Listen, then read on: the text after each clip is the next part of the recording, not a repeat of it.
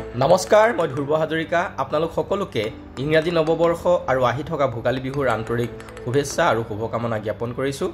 আজি আমি যাত্ৰা আৰম্ভ কৰিছোঁ যোৰহাটৰ পৰা দেহৰাদুন অভিমুখে। আহকচোন আমাৰ এই যাত্ৰাপথত আপোনালোকৰ আমাৰ সংগী হওক। বিয়লি 3:30 বজাত আমি যোৰহাটৰ পৰা গুৱাহাটী অভিমুখে ৰাওনা হ'লোঁ এখন ছুপাৰত।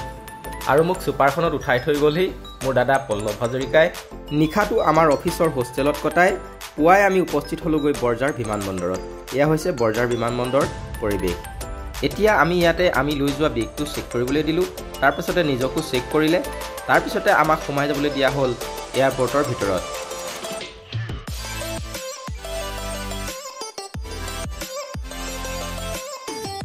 এতিয়া আমি লৈ যোৱা বেগটো লোডিঙৰ বাবে দিলোঁ। তাত লোডিঙৰ বাবে দিয়াৰ পিছত ৱেইট কৰিলে। তাৰপিছতে আমাক এটা বৰ্ডিং পাছ দিলে। তাৰপিছতে জনোৱা হ'ল যে আমাৰ হেনো ফ্লাইটখন 2 ঘণ্টা দেৰিকৈহে যাব। সেয়ে ভাবিলোঁ কিবা এটা খাই লওঁ। আহি দেখিলোঁ ইয়াত দেখোন বহুত দাম। 2 পিচ মাংসৰ দাম 650 টকা। আচৰিত হৈ গ'লোঁ।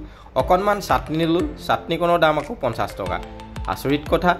দাম হ'লেও কিন্তু ৰেষ্টুৰেণ্টত গ্ৰাহকৰ কমি নাই। দেখিছেনে, আমি আকৌ বস্তু লোৱাৰ পিছতো আমাক আধা ঘণ্টা বঢ়াই থৈ দিছে।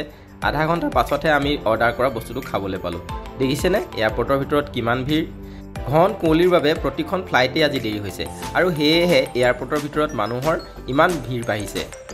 খাই বৈ আমি আগবাঢ়িলোঁ আমাৰ বিমানখনৰ অভিমুখে। ধুনীয়াকৈ খিৰিকীৰ কাষত বহি লৈ ভাবিলোঁ আপোনালোকক আকাশৰ ছবিবিলাক দেখাই যাম। সেয়েহে কৰিলোঁ ভিডিঅ' দুটামান আৰু ভিডিঅ'কেইটা আপোনালোকলৈ আগবঢ়াই দিছোঁ। চাওকচোন, এয়া হৈছে গুৱাহাটীৰ আকাশখন। এয়া হৈছে হিমালয় পৰ্বত, কাৰণ হিমালয় কাষেৰে আমি আমাৰ যাত্ৰা আৰম্ভ কৰিলোঁ দিল্লীলৈ বুলি। গতিকে হিমালয় পৰ্বতটো যেতিয়া ইমান ওচৰৰ পৰা দেখিছোঁ, ভাবিছোঁ আপোনালোককো অলপ দেখাই লওঁ। যাত্ৰা যিহেতু দীঘলীয়া আছিল, সেয়েহে বিমানৰ ভিতৰতে অলপ টোপনি মাৰিলোঁ। 1.5 ঘণ্টামানৰ পাছত আমাক লাঞ্চ দিয়া হ'ল। লাঞ্চটো খাই আমি কিছু সময় জিৰণি ল'লোঁ। তাৰপিছতে আকৌ ভাবিলোঁ বাথৰুমৰ পৰা আহি লওঁ আৰু আপোনালোককো এটা ভিডিঅ' দেখাই দিওঁ। এয়া হৈছে বাথৰুমৰ ভিতৰৰ পৰিৱেশ। বাথৰুমৰ পৰা আহিয়ে মেগাজিন এখন পঢ়িলোঁ। সেইখন পঢ়ি থাকোঁতেই কেতিয়ানো টোপনি গ'লোঁ, ধৰিবগৈ নোৱাৰিলোঁ। সাৰ পাই দেখিলোঁ আমি নতুন দিল্লীত উপস্থিত হ'লোহি। এয়া হৈছে নতুন দিল্লীৰ মাজ আকাশৰ পৰা নতুন দিল্লীৰ তলৰ ছবিখন। চাওকচোন কি সুন্দৰ লাগিছে।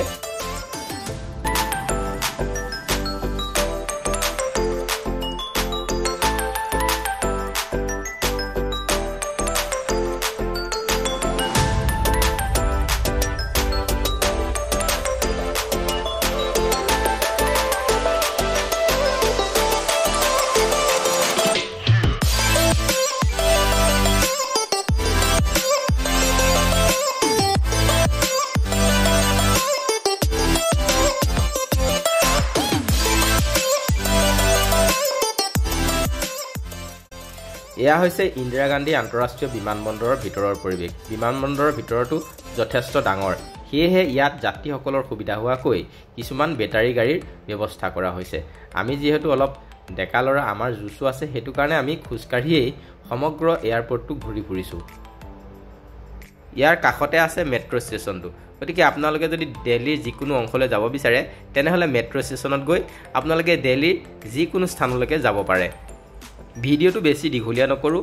আজিলৈ আহিছোঁ, পুনৰ লগ পাম অন্য এটা নতুন ভিডিঅ'ত। ধন্যবাদ। জয় আই অসম।